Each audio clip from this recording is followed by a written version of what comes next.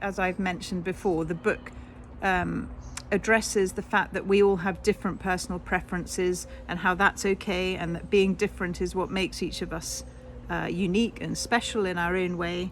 And the book also addresses how sometimes people, or fanciful animals in this case, sometimes wish that they were different to how they are, and that's a normal feeling to have, but ultimately we all seek really to be happy with ourselves, I think. So this is something that is addressed very subtly in the book.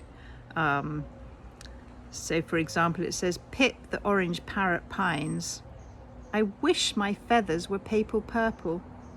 I wish my shell were orange, moans Turquoise Tuttle the turtle."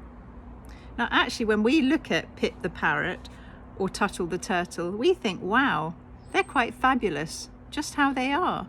But in their minds, they wish they were different. And I think we've probably all gone through phases like that in our lives, particularly maybe when we were younger. So it's an interesting discussion point to talk about being comfortable in your own skin and actually being happy for what you've got, instead of always looking beyond perhaps at what you haven't got, or appreciating who you are for who you are.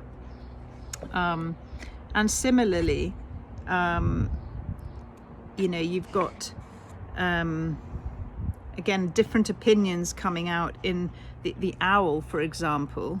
We've been talking about all these very bright colors, the turquoises and the greens and the reds, and the owl says, well, how about brown?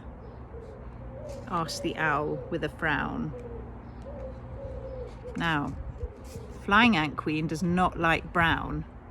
She says, "The dullest color I've ever seen," intervenes the Flying Ant Queen. "But brown is beautiful," counters the owl with a humph and a hoot and a scowl. "Doesn't anyone like brown?" I do, cries the blue kangaroo. Oh, the owl joyfully sighs, then loyally replies, "Then I like you, kangaroo, and I like blue too." So, there's just another discussion point there about how people have different perspectives on the same thing. Like, some people like brown and some people don't. And how does brown make you feel? How do different colors make you feel? With the Flying Ant Queen, she feels it's, brown is boring and she'd rather be flamboyant and green. But the owl thinks brown is beautiful, and he's got these gorgeous, soft, downy feathers in beautiful shades of brown. So, it's just talking about different perspectives on the same thing.